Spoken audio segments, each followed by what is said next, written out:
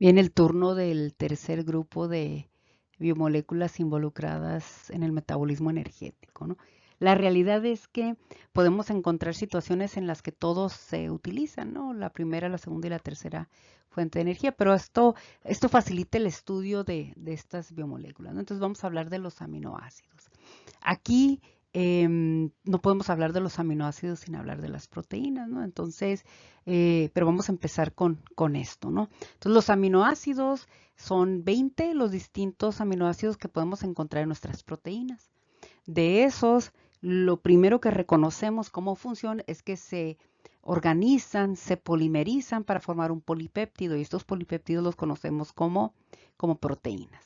Ahora, los aminoácidos solitos tienen diversas funciones, esto es, sin estar unidos o sin estar dentro de una cadena, o sea, aminoácidos libres. Y entonces encontramos que los aminoácidos pues son capaces de formarnos hormonas peptídicas.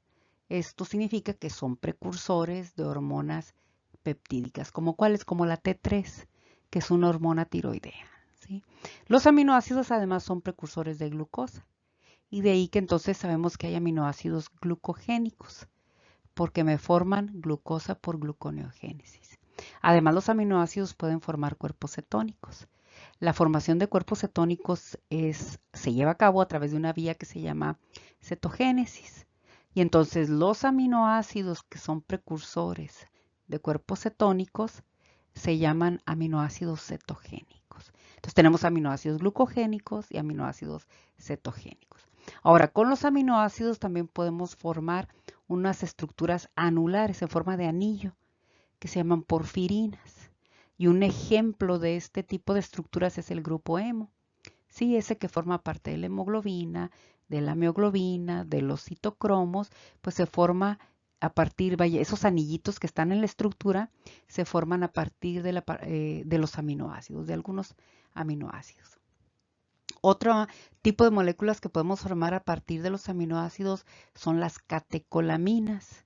Y las catecolaminas son un grupo de moléculas entre las que seguramente conocen a la adrenalina. La adrenalina es una catecolamina y las catecolaminas se forman a partir de aminoácidos.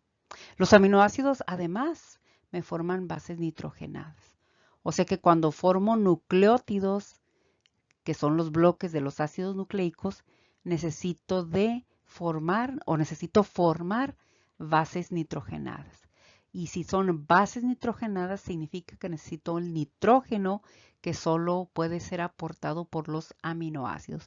Recuerden que la palabra amino se llama así. Bueno, de hecho la palabra aminoácido viene de los dos grupos funcionales. El grupo amino, el grupo funcional amino y el grupo funcional ácido carboxílico. Entonces le llamamos aminoácidos, ¿no? Y entonces ellos pues tienen los nitrógenos que necesito para las bases nitrogenadas que me van a formar a los nucleótidos de los ácidos nucleicos. También podemos formar vasodilatadores, como cuál, como el óxido nítrico. Por ejemplo, aquí la arginina es el aminoácido que me forma al óxido nítrico. Podemos formar neurotransmisores. El triptófano me puede formar serotonina, ¿sí? Y podemos también además formar pigmentos como la melanina que se produce en los melanocitos y que a mayor cantidad de melanina más oscura es la piel, ¿sí? Entonces, y estos son los aminoácidos que, bueno, por un lado libres me dan esta serie de moléculas funcionales y por otro lado me forman a las proteínas, ¿no? Un punto aquí muy importante, los aminoácidos los podemos transformar, pero en dichas transformaciones no vamos a obtener moléculas de ATP. Lo que vamos a obtener son moléculas que sí se utilizan como fuente de energía. Esto es, o esto significa que los aminoácidos no son una fuente de energía directa, como lo decíamos acá en los lípidos, sino que los aminoácidos son una fuente de energía indirecta. ¿Qué significa esto? Que lo que voy a hacer es que el aminoácido lo convierto en glucosa y esa glucosa la degrado por glucólisis y ahí sí voy a obtener energía, ¿sí? Entonces esto hace que el aminoácido sea considerado una fuente de energía indirecta.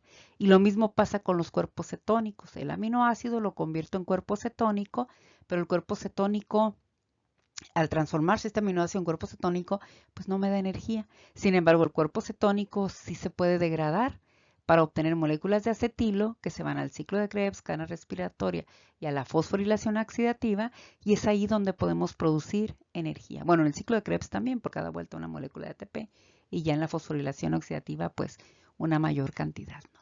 Entonces, esto es en relación a los aminoácidos, ¿no? Algunas funciones que nos demuestran por qué son importantes, ¿no? Entonces lo vamos a tachar. Ahora, estos aminoácidos son los bloques que forman a las proteínas que tenemos acá, ¿no? Tenemos acá algunos ejemplos, ¿no? Entonces, los aminoácidos se polimerizan, se pueden secuenciar, tienen un orden, y ese orden me da el tipo de proteína que se va a formar, ¿no? Entonces, por un lado tenemos las proteínas que participan en el transporte celular. Por ejemplo, los GLUTs, que son Glucose Transporter, ¿sí? Por ejemplo, el glóbulo rojo tiene el GLUT1. Hay GLUT2, GLUT3, GLUT4, 5, 6, 7, hasta el 14, ¿no? Entonces, las proteínas participan en el transporte celular. Este GLUT va a permitir el paso de glucosa desde la sangre hacia el interior del glóbulo rojo. Los transportes o el transporte de gases en la circulación. En la circulación tenemos precisamente el glóbulo rojo, que en el interior tiene grandes cantidades de moléculas de hemoglobina. Y las moléculas de hemoglobina tienen la capacidad de aceptar oxígeno y de aceptar CO2. Cuando el glóbulo rojo deja el CO2, deja el oxígeno, desde la célula se incorpora el CO2. Y entonces el CO2 sale hacia el medio ambiente. Y eso es lo que conocemos de alguna forma muy sencilla, el transporte de gases. La regulación del pH. La proteína hemoglobina es una proteína muy importante porque tiene la capacidad de amortiguar al pH, ¿sí? Que sabemos que es un factor muy importante para la actividad enzimática, ¿no? Proteínas como la albúmina generan presión oncótica y esto pues impide la extravasación de líquidos. Algunas proteínas forman hormonas como la insulina. La insulina es una proteína de 51 aminoácidos y tiene acción hormonal. Entonces es una hormona con estructura polipeptídica o es una proteína con acción hormonal. La regulación génica, uno de los mecanismos de regulación génica es a través de las histonas, de la modificación de histonas, ¿no? Que esto tiene que ver con epigenética. Y las histonas pues son proteínas. ¿Qué otra función tienen las proteínas? Pues la actividad enzimática. Casi todas las enzimas son proteínas. Y digo casi porque hay una serie de ácidos nucleicos que tienen actividad enzimática que se llaman ribosimas. Pero las proteínas, la mayor parte de las enzimas son proteínas. Ejemplo de ello tenemos a la CPK-MB, que además es un marcador de infarto agudo al miocardio. Por otro lado, tenemos la defensa que ejercen contra microorganismos las proteínas, por ejemplo, las inmunoglobulinas, IgG, IgD, IgA, etcétera. El sistema del complemento que está conformado de proteínas también, ¿no? Otras proteínas se encargan del transporte de los lípidos en circulación. Recuerden que los lípidos son insolubles en agua y la circulación es agua. Entonces, de alguna forma hay que solubilizarlos y esto lo hacemos uniéndolos a unas proteínas que se llaman apoproteínas. Y estas apoproteínas con los lípidos forman las lipoproteínas que andan distribuyendo lípidos en la circulación hacia los tejidos, ¿no?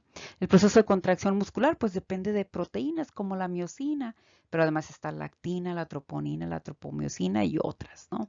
Aunque en el mero proceso de contracción muscular, esas son las 4 proteínas que participan. Y el proceso de coagulación, en donde proteínas como la protrombina, pues ejercen dicha función, ¿no? Es uno de los componentes del sistema de coagulación que evita la pérdida de sangre, ¿no? Pero bueno, un exceso en la coagulación, pues nos puede formar trombos, ¿no? Y bueno, por acá, un punto importante, las proteínas no son fuente de energía, ni directa ni indirecta, pero sí son fuente de energía indirecta los aminoácidos. ¿Por qué? Porque se pueden convertir en glucosa y después se va a metabolizar o se pueden convertir en cuerpos cetónicos que también se van a metabolizar y entonces aportar energía.